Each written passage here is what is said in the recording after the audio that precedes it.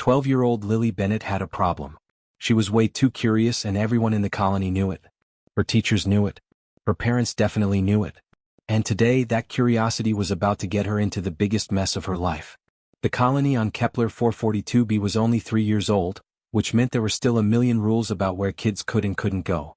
The crystalline forests that surrounded their settlement were strictly off-limits unless you had armed guards with you. But Lily had been studying these forests for months through the fence, watching how the crystal trees would hum and sing when the wind blew through them.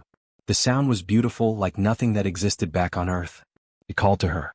During the nature study field trip that afternoon, Lily's class was supposed to stay within the designated safe zone, collecting samples of the glowing moss that grew near the colony walls. Their teacher, Mr. Patterson, was busy helping another student identify some strange fungus. That's when Lily saw her chance. The fence had a small gap near the eastern corner, just big enough for a skinny 12-year-old to squeeze through. She told herself she'd only go a little way in. Just far enough to touch one of those singing crystal trees. Just for a minute. But the forest was even more amazing up close. The crystals weren't just blue like they looked from far away. They shifted colors as she moved, showing hints of purple and green and silver. The moss beneath her feet glowed brighter with each step, like the forest floor was lighting up just for her. She walked deeper, then deeper still, following a particularly loud crystal melody that seemed to be coming from just ahead. That's when the trees opened up into a small clearing, and Lily saw something that made her heart stop completely. The creature was enormous. It had to be at least 30 feet long from nose to tail, covered in scales that gleamed purple and blue in the filtered sunlight. It had 6 legs, each one thick as a tree trunk, with claws that could probably tear through the colony's steel walls like paper. Its wings were folded against its back, but even folded they looked massive enough to create hurricanes when it flew. A Draconix. The thing that gave every colonist nightmares. The security briefings had been clear. If you ever see a Draconix, you run. You don't look at it. You don't try to hide. You just run as fast as you can and pray it doesn't chase you. These things were the top predators on this planet, capable of breathing something like fire that could melt metal. 3 colonists had already died in Draconix attacks during the settlement's first year. Lily should have run. Every survival instinct in her body was screaming at her to turn around and sprint back to the colony. Her legs felt like they'd turned to ice. She couldn't move. She couldn't even breathe. But then she noticed something strange. The Draconix wasn't looking at her. It wasn't moving at all, actually. It was lying on its side, and its massive chest was heaving up and down like it was having trouble breathing. And its mouth was wedged open in a way that looked completely wrong, like its jaw was stuck. That's when their eyes met. The Draconix had eyes that glowed with a soft yellow light, like lanterns in the dim forest. They were intelligent eyes, not the blank stare of a mindless beast. And right now, those eyes were filled with something Lily recognized immediately because she'd seen it in injured animals back on Earth. Pain. Pure, desperate pain. Lily took a tiny step closer, her scientific curiosity starting to overpower her fear. The creature's mouth was definitely stuck open, and as she got closer she could see why. There was something metal lodged deep in the roof of its mouth, wedged between the creature's upper jaw bones. The metal was jagged and sharp, and it was still sparking with little blue electrical charges. Lily's mind raced. The probe. The survey probe that had crashed in the northern forest 3 months ago. This creature must have tried to eat it or investigate it, and a piece had gotten stuck in its mouth. The Draconix made a sound that sent chills down Lily's spine. It wasn't a roar or a growl. It was a whimper, soft and pitiful like a puppy that had gotten hurt. This massive, terrifying predator that could kill her in half a second was crying because it was in pain. Suddenly, sirens started wailing back at the colony. Someone had noticed she was gone. She could hear shouting in the distance, people calling her name. The security team would be suiting up right now, getting ready to come find her. The Draconix heard it too. Its body tensed up, muscles coiling like it was getting ready to either fight or run. But it couldn't do either, not with that metal spike stuck in its mouth. The creature looked at Lily again, and in that moment, something passed between them. An understanding. A plea for help. Lily was 12 years old. She was 4'9" and weighed maybe 80 pounds soaking wet. She had a basic multi-tool in her pocket that she'd brought for collecting samples. And she was standing 10 feet away from a wounded alien predator that could swallow her whole. Every reasonable part of her brain was screaming that this was insane. That she should back away slowly and let the adults handle this. That trying to help would probably get her killed. But Lily had spent her whole life studying animals. She'd helped her dad, who was a veterinarian, treat scared and injured creatures since she was old enough to hold a bandage. She knew that look in the Draconix's eyes. It was the same look every frightened, hurting animal had, whether it was a cat or a dog or apparently a 30-foot alien dragon. It was asking for help. And Lily couldn't ignore that. She took a deep breath, pulled the multi-tool from her pocket and took a step forward. Then another. And another. The Draconix watched her come closer, its whole body trembling. But it didn't attack. It didn't even move. It just waited, those glowing yellow eyes locked on the small human girl who was either incredibly brave or incredibly stupid.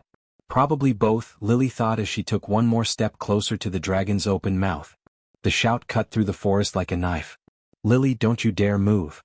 It was her father's voice, filled with more terror than she'd ever heard before. Lily's head whipped around to see at least a dozen security officers pouring into the clearing, their rifles already raised and pointed directly at the Draconix. Her dad was with them, his face completely white with fear. "Step away from it slowly," one of the officers commanded. Lily recognized him as Commander Brooks, the head of colony security. His voice was steady but his hands were shaking on his weapon. "Nice and easy, kid.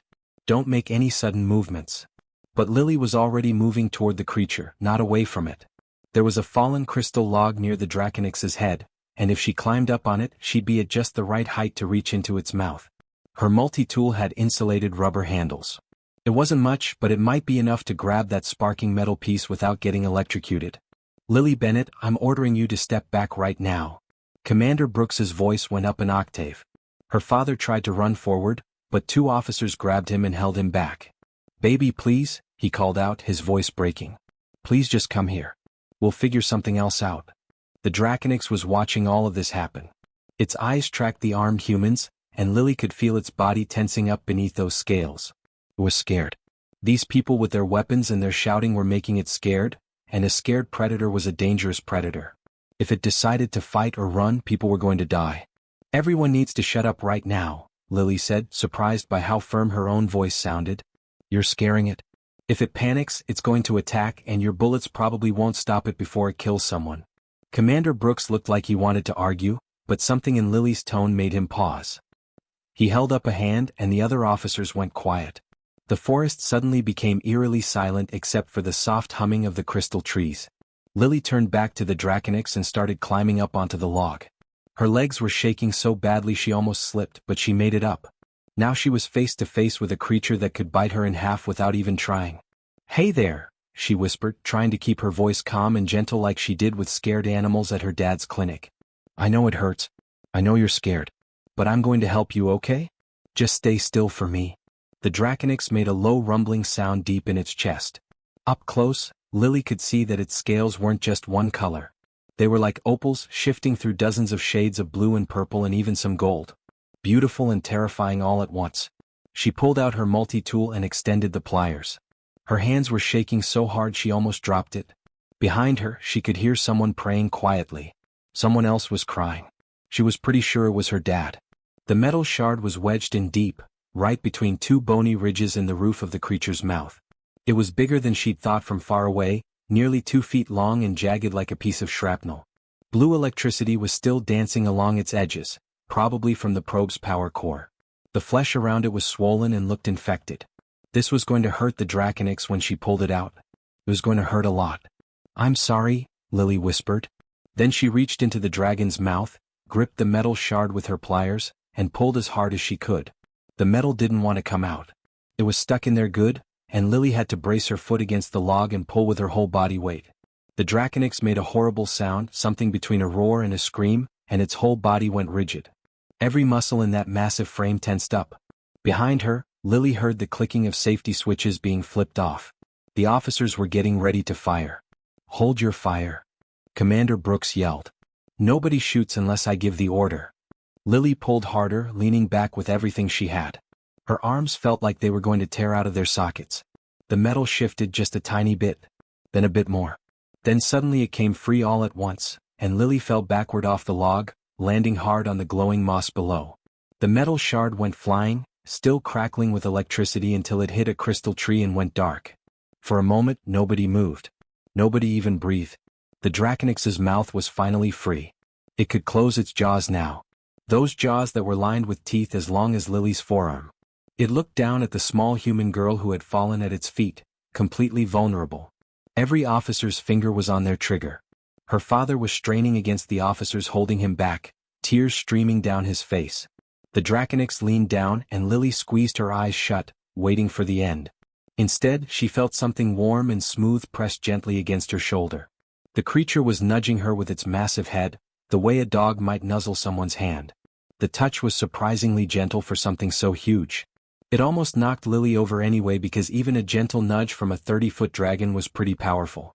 Then the Draconix lifted its head and looked at her one more time. Those glowing yellow eyes seemed to be saying something. "Thank you, maybe. Or I won't forget this." The creature turned, spread those enormous wings and launched itself into the air. The downdraft from its takeoff knocked everyone in the clearing flat on their backs. The sound was like thunder, echoing through the crystal forest. Within seconds it was gone, disappearing over the treetops into the purple sky. Lily lay on her back in the moss, staring up at where the dragon had vanished. Her whole body was shaking. Her arms ached. She couldn't quite believe she was still alive. Then her father was there, pulling her into the tightest hug she'd ever experienced. He was crying and laughing at the same time, saying her name over and over. Commander Brooks was on his radio, reporting what had just happened to the rest of the colony. The other officers were standing around looking stunned, like they couldn't quite process what they'd just witnessed. The next 3 days were rough. Lily got grounded for a month. She had to sit through about a dozen meetings with colony leadership where various adults yelled at her about safety protocols and following rules and not wandering off into deadly alien forests. Her mom cried a lot. Her teachers gave her disappointed looks. But she'd also become something of a celebrity. She was the first human to ever touch a Draconix and live to tell about it. The scientists couldn't stop asking her questions. What did its scales feel like? What sounds did it make? How did it react to human presence? News of what happened spread through the whole colony within hours. Then on the third day something happened that changed everything again. Lily was in her room, still grounded, doing homework on her tablet. She heard shouting outside. Then alarms. Her heart jumped into her throat. Was it an attack? She ran to her window and looked out toward the colony's eastern fence. There, perched on top of the fence posts like some kind of enormous bird, was the Draconix. Her Draconix. She was sure of it. Same color scales, same size, same way of tilting its head when it looked at something. It had come back. The Draconix stayed perched on the fence for almost an hour, just watching the colony. People were freaking out. Some families were rushing to the emergency shelters. Security had their weapons trained on it, but Commander Brooks gave strict orders not to fire unless it attacked first. Everyone remembered what had happened 3 days ago. Everyone remembered that this creature had every reason to kill Lily, but it hadn't. Then, right before sunset, the Draconix did something that nobody expected. It opened its massive jaws and dropped something at the base of the fence. Something that glittered and caught the dying light like a rainbow. Then it spread its wings and flew away into the darkening sky. Once they were sure it was really gone, the xenobiology team carefully approached what it had left behind. Dr. Martinez, the head of Alien Wildlife Studies, nearly tripped over his own feet when he got close enough to see it properly. "Oh my God," he breathed into his radio. "It's a crystal cluster. A natural formation. These things are incredibly rare." He scanned it with his equipment, his eyes getting wider with each reading. "This is from a Draconix nest. They only form in specific conditions, and the creatures guard them fiercely. This is worth more than half our colony's equipment budget. It's a treasure to them." Commander Brooks looked at Lily, who had snuck out of her house against her grounding to see what was happening. "It brought you a gift," he said, sounding amazed and disturbed at the same time. Lily stared at the beautiful crystal formation, her heart hammering. The Draconix had understood. It knew she'd helped it, and it had brought her something precious in return. This wasn't just an animal acting on instinct. This was intelligent. This was communication. She named it Blaze, after the way its scales seemed to shimmer like fire in the sunlight. Over the next few weeks, Lily convinced the colony leadership to let her try something. It took a lot of begging and promising and probably about 1,000 signatures on liability waivers from her parents, but they finally agreed. She could leave food offerings at the fence line. Nothing that would make the creature dependent on humans, just enough to show they meant no harm. The first time she left a deer carcass from the colony's hunting team, Blaze showed up within hours. It landed outside the fence, grabbed the offering in its massive jaws, and looked straight at Lily before taking off again. But the next time it stayed a little longer. And the time after that even longer. Lily started keeping a notebook, documenting everything she observed. The way Blaze's scales changed color slightly based on its mood, darker when it was cautious, brighter when it seemed relaxed. The different sounds it made, from low rumbles that seemed friendly to sharp barks that meant it was alert to something. The way it tilted its head when it was curious, just like a bird would. After 2 weeks, Blaze started doing something incredible. It would take off from the fence line and perform these amazing aerial displays, loops and spirals and dives that took Lily's breath away. Dr. Martinez said it looked like play behavior, the kind of thing intelligent creatures did when they felt safe and happy. "It's showing off for you," her dad said one evening, watching through binoculars as Blaze did a barrel roll that would make any fighter pilot jealous. Like a kid on a playground yelling, "Watch this." Lily grinned. She was starting to understand this creature in a way nobody else could. She could read its body language, predict what it would do next. They were building something, she and Blaze. Trust, maybe even friendship. Then everything changed on a quiet Tuesday evening. Lily was at the fence line with her usual offering when Blaze arrived. But something was wrong. The creature was agitated, pacing back and forth, its scales flickering between colors rapidly. It kept making this urgent chittering sound, nothing like the peaceful rumble she'd gotten used to. "What's wrong?" Lily asked, stepping closer to the fence. "What is it?" Blaze suddenly launched into the air and flew north, toward the unexplored forest regions. Then it came back. Then it flew north again, this time diving down like it was attacking something before circling back. It did this 3 times, each time becoming more frantic, each time vocalizing louder. "It's trying to tell me something," Lily said to the security officer who was supervising her visit. "Something's wrong in the north." The officer shrugged. "It's an animal, kid. Maybe it's just excited about something." But Lily knew better. She'd seen enough animal behavior to know the difference between excitement and alarm. This was definitely alarm. Blaze was trying to warn her about something. She ran all the way to the colony's command center, bursting through the doors without even knocking. Commander Brooks looked up from his desk, clearly annoyed at the interruption. "Lily, you can't just. You need to check the northern satellite feeds," she interrupted, breathing hard from her run. "Right now. Blaze is trying to warn us about something. Something bad." Commander Brooks looked like he wanted to argue, but something in Lily's expression stopped him. He'd learned not to dismiss her instincts when it came to the Draconics. He pulled up the satellite interface and started scrolling through the northern sector feeds. At first there was nothing unusual.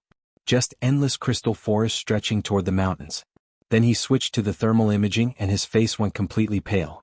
"Oh no," he whispered. "Oh God, no." The screen showed a massive heat signature moving through the forest. Not one creature. Thousands. Tens of thousands. A swarm so large it looked like the forest itself was moving. Dr. Martinez came over to look, and his tablet fell from his hands, clattering on the floor. "Ravagers," he said, his voice shaking. "That's a Ravager swarm." Lily had heard about Ravagers in the colony briefings. They were insect-like creatures, each one about the size of a large dog, with mandibles that could chew through almost anything. Alone they were manageable. In small groups they were dangerous. But in swarms like this they were absolutely unstoppable. They would strip every living thing in their path, devouring plants, animals, everything. Several colonies on other planets had been completely destroyed by Ravager swarms. Commander Brooks ran the trajectory calculations, his fingers flying over the keyboard. The results came up and he slumped back in his chair. 2 weeks, he said quietly. Maybe less. That swarm will hit the colony in 2 weeks. The room went silent. Everyone knew what that meant. The colony had some defensive weapons, sure, but nothing designed to handle a threat this size. And evacuation wasn't an option. The next supply ship wasn't due for 3 months. The emergency evacuation pods could only hold about 50 people, and there were over 300 colonists here. "We're not soldiers," someone said. "We're scientists, farmers, teachers. How are we supposed to fight something like that?" Lily was staring at the satellite feed, her mind racing. Then she looked out the window, where Blaze was still circling in the distance, waiting for her to understand its warning. And suddenly she did understand. All of it. "Blaze wasn't just warning us," she said, turning to face Commander Brooks. "Don't you see? It already knew about the Ravagers. Draconics must deal with these things all the time. It wasn't just telling us to run. It was offering to help us fight." Commander Brooks stared at her like she'd lost her mind. "You want us to ask a wild predator to help defend the colony? Lily, that's insane." "Is it?" Lily shot back. "Or is it insane to think we can survive this alone? Blaze brought me a gift. It's been coming back every day. It trusts me. And I think if we ask, if we show it we're willing to stand together, it might bring others. It's whole flight. It's family. The room erupted in arguments. Some people thought it was brilliant. Others thought it was suicide. But as the debate raged on, everyone kept glancing back at that satellite feed, watching the swarm creep closer through the forest. They didn't have many options.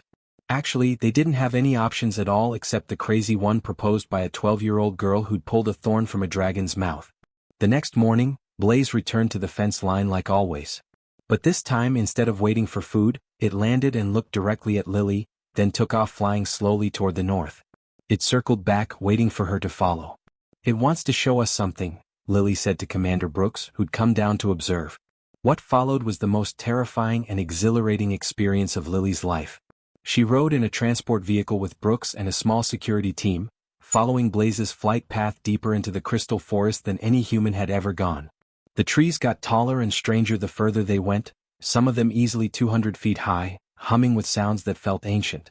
After an hour of driving, Blaze landed near a massive crystal spire that jutted up from the forest floor like a mountain made of glass. It let out a long, echoing call that made Lily's bones vibrate. Then they came. Dragons. Dozens of them.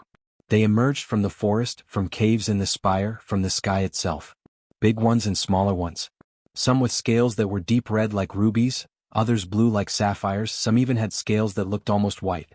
They settled around the clearing, watching the humans with those glowing, intelligent eyes. Lily's legs almost gave out. One Draconix was terrifying. 50 of them together was something out of a nightmare. Or a dream. She couldn't quite decide which. "Easy," whispered Lieutenant Hayes, one of the security officers. His hand was on his weapon, but he didn't draw it. "Nobody make any sudden moves." Commander Brooks looked at Lily. "This was your idea, kid. What now?" Lily took a deep breath and stepped forward. She'd prepared for this. She had her tablet loaded with everything she needed. Images. Videos. A way to communicate. The largest Draconix moved toward her. This one was absolutely massive, bigger than Blaze by at least 10 feet, with scales that had a silver sheen to them. Its eyes were a deeper gold color, almost amber. This had to be the leader, the oldest one. Maybe Blaze's parent or grandparent. Lily's hands shook as she activated her tablet's holographic projector. The image of a Ravager appeared in the air between her and the silver dragon. She'd pulled it from the colony's database, a three-dimensional model that showed every detail of the creature. Its 6 legs. Its crushing mandibles. Its armored shell. The dragons reacted immediately. Several of them made aggressive sounds, their scales darkening. They knew what Ravagers were. They'd fought them before. Lily swiped to the next image. The satellite feed showing the massive swarm moving through the forest. She'd added motion to it so the dragons could see how big it was, how many there were. Then she showed an image of the colony, all the buildings and farms and homes where 300 humans lived. She pointed at the Ravager swarm. Then at the colony. Then made a crushing motion with her hands, showing what would happen when the two met. The silver dragon leaned down, its massive head coming within inches of Lily's tablet. It studied the images with an intensity that proved once and for all that these creatures weren't just animals. They were people. Alien people, but people nonetheless. They understood. Lily showed one more image. This one she'd made herself. It showed Draconix and humans standing together against the Ravager swarm. Fighting side by side.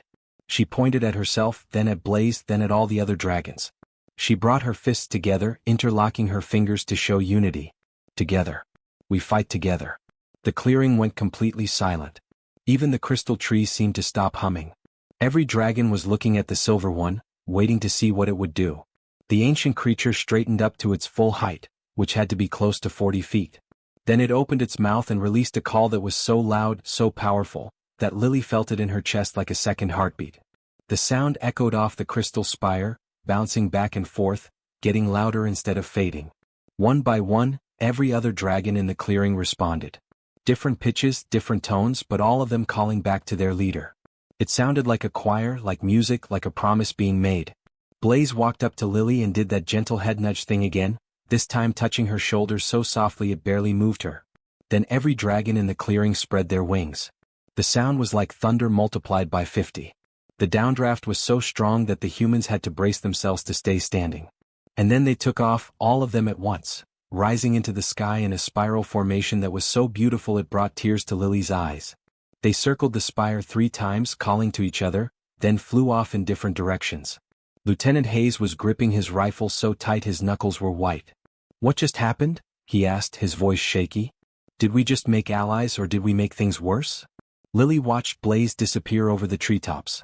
She could still feel where its head had touched her shoulder, could still hear that chorus of dragon calls echoing in her mind. "They're going to fight with us," she said quietly. She didn't know how she knew it, but she did. It was the same way she'd known Blaze needed help that first day in the forest. Some things you just understood without words.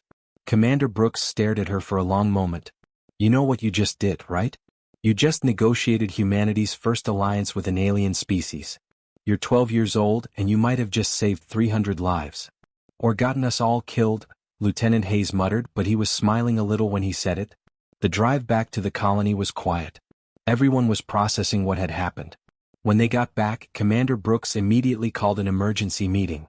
Within an hour, every colonist was packed into the community center, waiting to hear what had been discovered. Brooks explained everything. The Ravager swarm. The timeline. The desperate plan. And what had happened at the Crystal Spire. The reaction was mixed. Some people were excited, seeing it as their only hope. Others were terrified, convinced that inviting dragons to the colony would just get them killed faster. Arguments broke out. Someone suggested they should try to hide underground. Someone else wanted to build more walls. A few people thought they should just surrender to their fate. Lily's mother pulled her aside during the chaos. "Baby, are you absolutely sure about this? About the dragons helping us?" Lily thought about Blaze's eyes. About the way it had warned them. About that gentle nudge. About the gift it had brought. About the silver dragon studying her images with such focus and intelligence. "I'm sure, Mom," she said. "They understand what's coming. And they're choosing to stand with us." Her mother hugged her tight. "Then I trust you. Even if I'm terrified, I trust you." The colony spent the next 2 days preparing for war as best they could. They reinforced the walls. They set up defensive positions. They taught everyone, even the kids, how to use basic weapons. They stockpiled supplies. They had drills for evacuating to the shelters. And they waited. The Ravagers arrived at dawn on the 13th day, earlier than the satellites had predicted. The swarm was even bigger up close than it had looked on the screens. They came through the northern forest like a living wave, their chittering mandibles creating a sound that made everyone's skin crawl. They were the size of large dogs, with black armored shells and too many legs and eyes that reflected no light at all. Just empty, hungry darkness.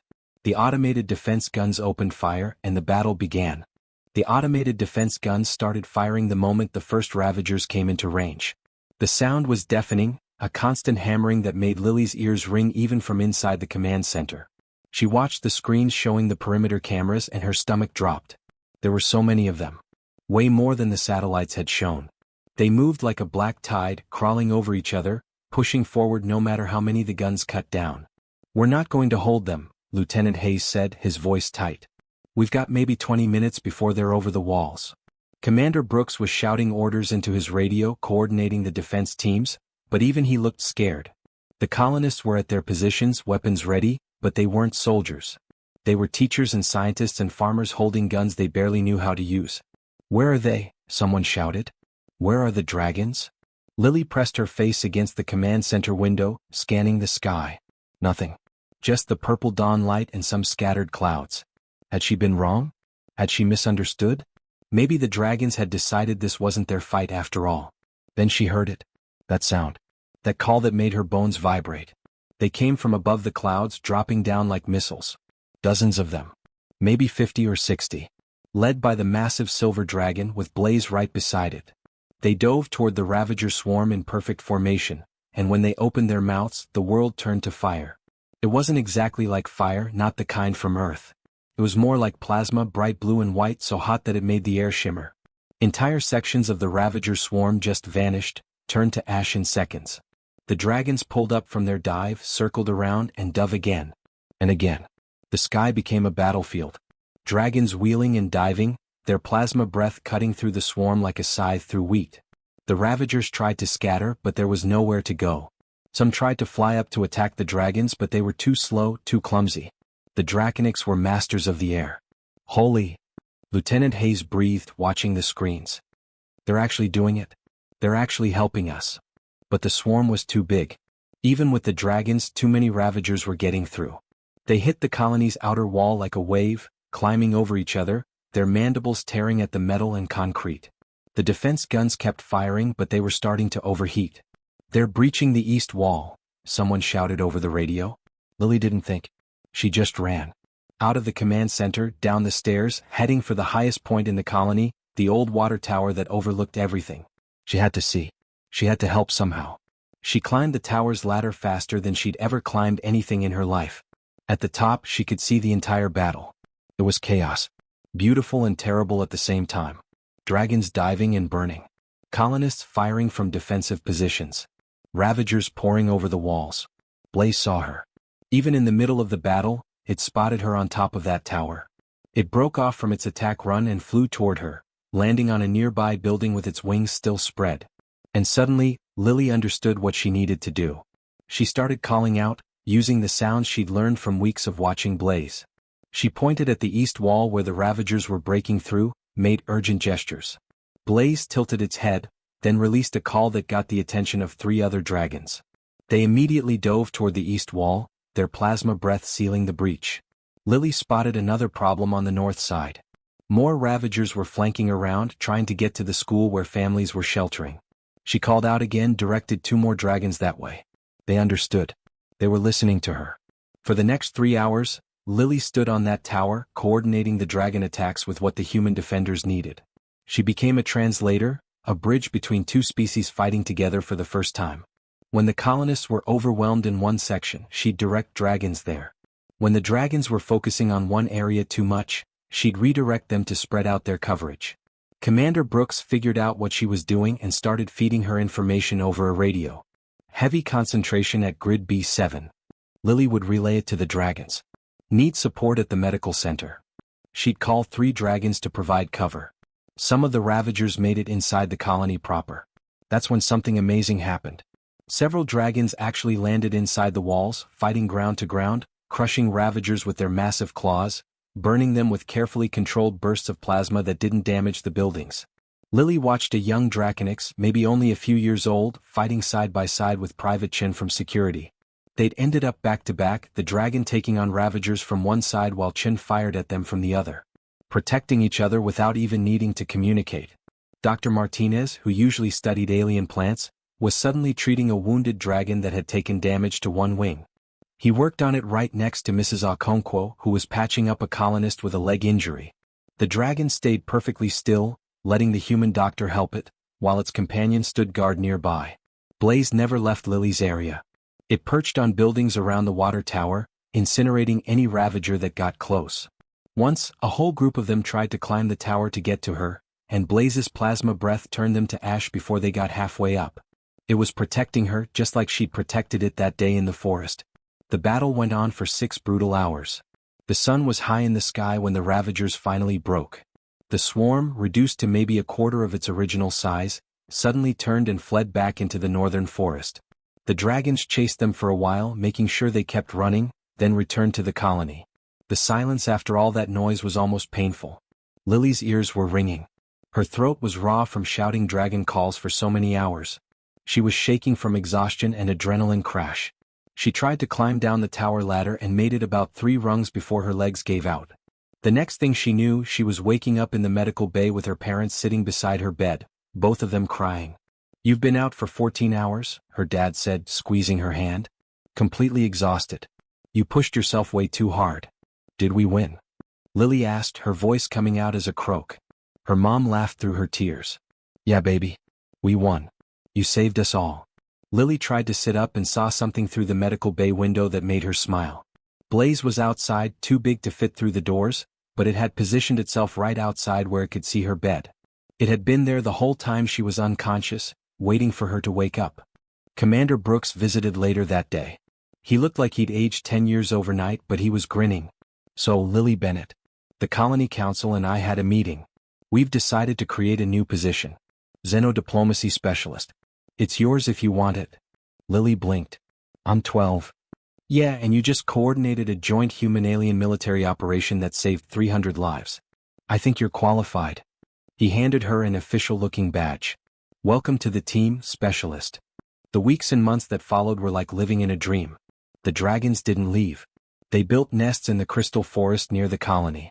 They started doing regular patrols with human security teams. Blaze came by every single day to visit Lily, and other dragons started bonding with other colonists too. Private Chin, who'd fought back-to-back with that young dragon, now worked with it regularly. They named the dragon Ember, and the two of them became the colony's most effective patrol team. Dr. Martinez became an expert in dragon medicine. Kids in school started learning dragon calls as part of their regular curriculum. The colony transformed. Walls that had been built for defense became perches for dragon guardians. The crystal formations the dragons gifted them became a major export, bringing wealth to the colony. But more than that, the place just felt safer, warmer, more like a real home. 6 months after the battle, Lily sat on her favorite crystal outcropping outside the colony with Blaze beside her. The twin moons were rising, painting the sky in shades of purple and silver. She'd learned exactly where Blaze liked to be scratched, right under its jaw where the scales were softer. "We make a pretty good team, don't we?" she said quietly. Blaze made a soft trilling sound almost like a purr. Lily had learned enough dragon communication to know it meant agreement, contentment, happiness. In the distance, other dragons were circling in the evening sky. Some with riders now, colonists who'd formed bonds like she had with Blaze. They weren't threats anymore. They weren't even just allies. They were neighbors, friends, family. Lily thought back to that day in the forest, when she'd been so scared but had chosen to help anyway. When she'd pulled that metal shard from a dragon's mouth and changed everything. She'd been grounded for a month after that, but it had been worth it. So incredibly worth it. "Hey Blaze," she said. The dragon looked at her with those glowing yellow eyes. "Thanks for coming back. Thanks for trusting me." Blaze lowered its massive head and gently pressed it against her side.